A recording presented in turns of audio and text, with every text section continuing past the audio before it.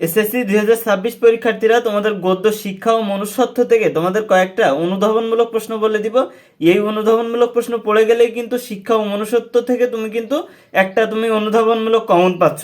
তো আমি ভিডিও শেষে বলে দিব কোনগুলো পড়লে তোমার শিক্ষা ও মনুষ্যত্ব থেকে অনুধাবনমূলক কমন আসবে।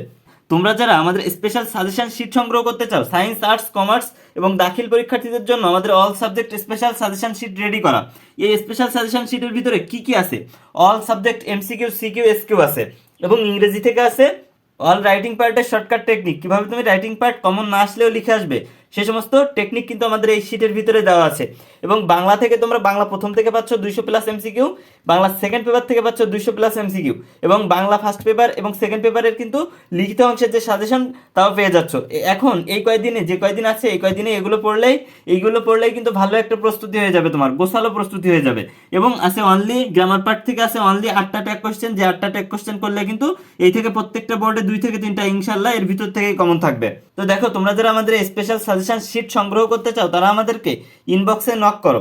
দেখো, শিক্ষা ও মনুষ্যত্ব থেকে পড়বা অন্ন বস্ত্রের প্রাচুর্যের চেয়ে মুক্তি বড় কেন, বুঝিয়ে লেখো।